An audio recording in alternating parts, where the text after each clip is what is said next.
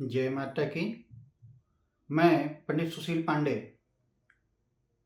आज हम आप लोगों के बीच में उपस्थित हैं कुंडली मिलान के कुछ सूत्रों को लेकर के।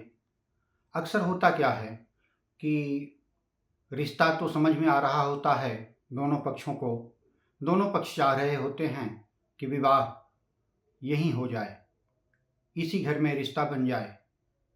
लेकिन बात जब आती है कुंडली मिलान को लेकर के, कुंडली मिलान के लिए जाते हैं पंडित जी के पास।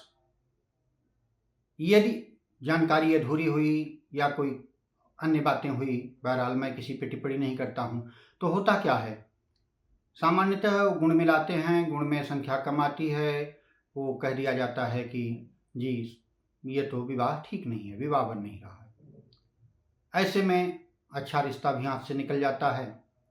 हालांकि मैं अपने इसी चैनल पर पहले मैं डाल चुका हूँ, मांगलिक योग वगैरह के संदर्भ में मैं वीडियो डाल चुका हूँ, आप उसको देखेंगे तो समझ पाएंगे। आज भी मैं कुछ सूत्रों को आपके सामने रख रहा हूँ। आपको यदि जानकारी रहेगी तो निश्चित रूप से आपको अपने बच्चों की कुंडली मिलाने में बड़ी सहजता होगी। और यदि आप ब्राह्मण हैं, पंडित जी हैं, आप मिला रहे हैं, तो आपसे मेरा निवेदन है कि आप भी इन बातों का ध्यान रखें। क्योंकि मानवीय जीवन जो होता है वह मात्र गणितीय सूत्रों पे ही नहीं जिया जाता, और गणितीय सूत्रों से यदि हम किसी के जीवन को परिभाषित करने के लिए चल रहे हैं तो हमें सूत्रों को बड़ी गहनता से ध्यान में रखना चाहिए होता है। बहरहाल हम आते हैं अपने मूल विषय पर। आप हमारे चैनल को लाइक करें, सब्सक्राइब करें, अपने इष्ट मित्रों में साझा करें। हम ऐसे ही बीच बीच में आपके बीच ढेर सारी जानकारियों को लेकर के उपस्थित होते रहेंगे। तो आज का मेरा विषय है कुंडली मिलान। कुछ सूत्रों को, सारे तो नहीं, लेकिन कुछ सूत्रों को, महत्वपूर्ण सूत्रों को मैं आपको यहाँ बताने चल रहा हूँ। यदि ध्यान में रखेंगे तो कुंडली मिलान में बड़ी सहजता होगी। वर कन्या की एक ही राशि होने पर विवाह जो है अत्यंत शुभ माना गया है। यह सद्भकुट सर्वदोष का सामक होता है, परंतु रासैक्य पर भी पूर्ण नक्षत्र त्याज्य है। एक रासो शुभोदाह एक भान से मृत प्रदह। अब इसमें भी बहुत थोड़ा सा सूक्ष्म दृष्टि से ध्यान देना होगा। एक ही राशि व नक्षत्र भेद, एक ही नक्षत्र किंतु राशि में भिन्नता, राशि व नक्षत्र की एकता परंतु चरणों में, नक्षत्र चरणों में भेद हो। एक ही राशि, नक्षत्र व चरण, इनमें जो चौथा है, यानी एक ही राशि और एक ही नक्षत्र, एक ही चरण है, इसमें जो चौथा सूत्र है यह सर्वथा दूषित होता है। दोनों की एक ही राशि, एक ही नक्षत्र हो जाने पर भी एक चरण नहीं होने चाहिए। नक्षत्र ऐक्य, रासैक्य की सानिध्य में चरणैक्य सर्वथा त्याज्य है। चरण भेद पर होने वाली विवाह कल्याणकारी होते हैं। कहा गया है शास्त्रों में, दाम्पत्य रेक नक्षत्रे भिन्न पादे शुभवाहम, दाम्पत्यो रेक पादे तु वर्षांते मरणम ध्रुवम। लेकिन यहां इस सूत्र को भी ध्यान में रखना होगा।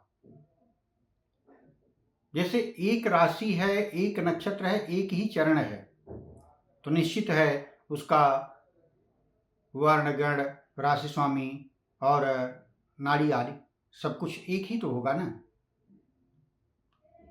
ऐसे में यह कहा गया है, क्योंकि नाड़ी एक हो जाती है, नाड़ी दोष लगता है। हालांकि नाड़ी दोष मात्र ब्राह्मणों के लिए विचारणीय है, लेकिन यदि वहां एक ही राशि है, एक ही नक्षत्र है, तो एक ही चरण न हो, चरणों में भेद होना चाहिए। ज्योतिष शास्त्रों में, ग्रंथों में यह भी मिलता है, रोहिण्या आर्द्रा मघेन्द्राग्नौ तिष्य श्रवण पौंषभम उत्तरा प्रोष्ठा पांचैव नक्षत्रैकेपि शोभना। अर्थात रोहिणी, आर्द्रा, पुष्य, मघा, विशाखा, श्रवण उत्तरा भाद्रपद व रेवती, इन 8 नक्षत्रों से अन्यतम नक्षत्र वर कन्या का हो तो इस स्थिति में नक्षत्र ऐक्य का दोष न गण्य है। ऐसी स्थिति में नाड़ी दोष को देखते समय हमें इस सूत्र का विशेष ध्यान रखना चाहिए। निधनं मध्यनाड्यां च दंपत्योर्नेव पाश्यो, नाड़ैक्य यानी एक नाड़ी होने पर दोष केवल मध्य नाड़ी की का ही होता है, इसलिए उसका ही त्याज्य है। आद्य आद्य अंत्य अंत्य ये दोष कारक नहीं होते हैं। आगे आपको एक सूत्र और बता रहे हैं। वर कन्या की राशि स्वामियों में या राशि नवांश पतियों में परस्पर मित्रता हो तो गण दोष पाए जाने पर भी वह विवाह उत्तम माना गया है। यदि लड़के लड़की की दोनों की राशि स्वामियों में मित्रता हो या राशि नवांश पतियों में मित्रता हो तो यह विवाह शुभ होता है। मैत्रायांग राशि स्वामिनो रंसनायद्वशापिषाद गणनांग दोषः। वर कन्या की राशियां परस्पर तीसरी और 11वीं होने पर भी विवाह सर्वथा शुभ माना जाता है। इसे त्रिरेकादश कहा जाता है।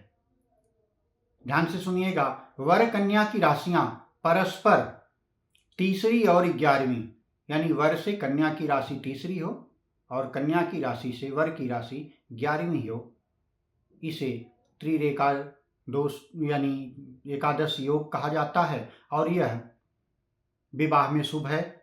और दोनों की आपस में यदि चौथी और 10वीं हैं तब भी विवाह सर्वथा शुभ होता है।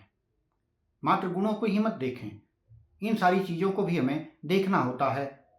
एक राशि महाप्रीति चतुर्थ 10वें सुखम तृतीय एकादशे वित्तम सुप्रजा समसप्तके, ऐसा ज्योतिष शास्त्र कहते हैं। वर कन्या की राशि आपस में सप्तम स्थान होने पर समसप्तक योग बनता है। एक दूसरे से परस्पर 7वें स्थान पर एक दूसरे की राशि है तो इसे समसप्तक योग कहा जाता है। यह योग भी विवाह में सर्वथा शुभ माना गया है, क्योंकि समसप्तक के संदर्भ में कहा गया है कि यदि राशि स्वामियों में शत्रुता है तब भी समसप्तक योग होने पर विवाह शुभ होता है, ऐसा ज्योतिष शास्त्र कहते हैं। एकादश तृतीये च तथा 10 चतुर्थ के ग्रह मैत्री बिना कुर्याद भयो समसप्तकम। एक और योग की बात करते हैं जिसे नव पंचम योग कहते हैं। इसमें यदि वर कन्या की राशि से, यानी इसमें वर की राशि से कन्या की राशि 5वीं हो और कन्या की राशि से वर की राशि 9वीं हो, ऐसी स्थिति में यह नवपंचम योग बनता है और यह योग विवाह के लिए बहुत ही शुभ माना गया है। वरस्य पंचमे कन्याया कन्याया 9वें वरः एक त्रिकोणक ग्राह्यं पुत्र पौत्र सुखवाहम, यानी नवपंचम योग दाम्पत्य जीवन में सुख और गृहस्थ जीवन के सारे सुखों को देने वाला होता है। यदि नवपंचम योग बन रहा है तो भी विवाह शुभ होता है। इसलिए मेरा यह मानना है कि कुंडली को मिलाते समय, जब हम कुंडली का मिलान कर रहे होते हैं, ऐसे समय पर हमें बहुत गहनता से और सारी दृष्टिकोणों से सब कुछ देखते हुए निर्णय लेना चाहिए, क्या यह विवाह बन रहा है अथवा नहीं बन रहा है। मात्र 2-3 चीजें जो देख करके निर्णय दे दी जाती हैं, गण दोष, नाड़ी दोष, भकुट दोष, यानी यह सब सारे दोष हम देखते हैं, लेकिन इन दोषों का परिहार भी है। उन्हीं शास्त्रों में कहा गया है कब कब यह दोष नहीं लगते हैं। जैसे कुछ नक्षत्र में उत्पन्न हुए जातक को नाड़ी दोष नहीं लगते हैं। अब पता लगा, मिलाने वाले ने देखा और सामान्यतः वह मिलान कर लिया तो उसने तो बता दिया कि नाड़ी दोष है, लेकिन जबकि उस नक्षत्र के जातक को नाड़ी दोष नहीं लग रहा है, यानी वह नक्षत्र नाड़ी दोष मुक्त है, लेकिन सामने से बात आ गई, दिमाग में एक भ्रम खड़ा हो गया, अच्छे से अच्छे रिश्ते हाथ से निकल जाते हैं। इसलिए यदि कुंडली मिलान कराना है, कुंडली को मिलवाना है, तो योग्य व्यक्ति के पास जाएं और बड़ी स्थिरता के साथ वह हर दृष्टिकोणों से उस कुंडली को देखते हुए उसका मिलान करें और फिर उस पर अपना निर्णय दें, अन्यथा भारी भूल होने की संभावना रहती है और ऐसे में बहुत बढ़िया से बढ़िया रिश्ते हमारे हाथ से छूट जाते हैं। मेरा उद्देश्य यही है कि आपको यदि जानकारी रहेगी तो आपको कभी असुविधा नहीं होगी।